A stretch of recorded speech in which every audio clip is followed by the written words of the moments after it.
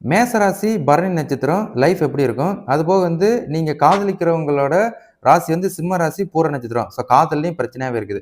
So அது காரணம் பொதுவா இந்த மேச ராசி அப்படின்னு வரும்போது உங்களுக்கு இந்த காதல் வாழ்க்கை உங்களுக்கு பிரச்சனை இல்ல. ஸோ காதல் வாழ்க்கை உங்களுக்கு இந்த வருஷம் நல்ல விதமா தான் இருக்குது. அடுத்த வருஷம் 5வது மாசம் வரைக்கும் உங்களுக்கு இந்த காதல் வாழ்க்கை நல்ல விதமாவே போகும். 2வது உங்களோட பார்ட்னருக்கு சிம்ம ராசியா இருக்கிறது தான் ஒரு ப்ராப்ளம். ஏன்னா சிம்ம ராசிக்கு இப்போதைக்கு ராகு கேது பயிற்சி ஓடிக்கிட்டு இருக்குது. அப்ப ராகு கேது பயிற்சி எப்போ வரைக்கும் ஓடுது அப்படின்னா, அடுத்த வருஷம் ஃபுல்லாவே இருக்குது. இந்த வருஷம் ஃபுல்லா, அடுத்த வருஷம் ஃபுல்லா 1 1/2 வருஷம் மினிமம். இந்த 1 1/2 வருஷம் வரைக்கும் உங்களுக்கும் உங்க காதலருக்கும் கொஞ்சம் முரண்பாடுகள் இருக்க தான் செய்யும். ஏன்னா அவங்களுக்கு அந்த கலசர ஸ்தானத்துல ராகு இருக்கிறதுனால ஒரு முரண்பாடு, ஒரு சண்டை சச்சரவு, ஒரு மிஸ்கம்யூனிகேஷன், ஒரு மிஸ் அண்டர்ஸ்டாண்டிங் இருக்கும். இத நீங்க பேலன்ஸ் பண்ணணும். ஸோ மேசராசி ஆகி நீங்க பேலன்ஸ் பண்ணாதான் உங்களுக்கு இந்த லைஃப் நல்லா இருக்கும்.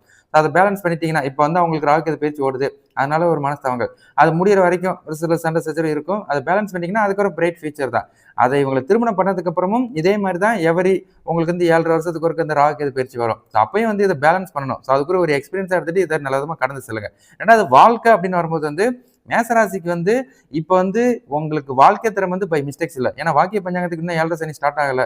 அது மாதிரி ராகு கேது பயிற்சியால தாக்கம் உங்களுக்கு இதுக்கப்புறம் கிடையாது. அதுபோக குரு பார்வையில் வேற உங்களோட லாபாதிபதி ஸ்தானம், பாக்கியஸ்தானம், உங்களோட காதல் வாழ்க்கை அது நல்லதுமா இருக்கிறதுனால உங்க தரப்புல நல்ல நேரம் போய்கிட்டு இருக்குது அப்படின்னு உங்களுக்கு ஞாபகப்படுத்திக்கிறேன். உங்க பார்ட்னர் மட்டும் நீங்க பேலன்ஸ் பண்ணிட்டீங்கன்னா உங்களுக்கு பிரைட் ஃபியூச்சர் இருக்குது அப்படின்னு உங்களுக்கு ஞாபகப்படுத்திக்கிறேன். சரிங்களா?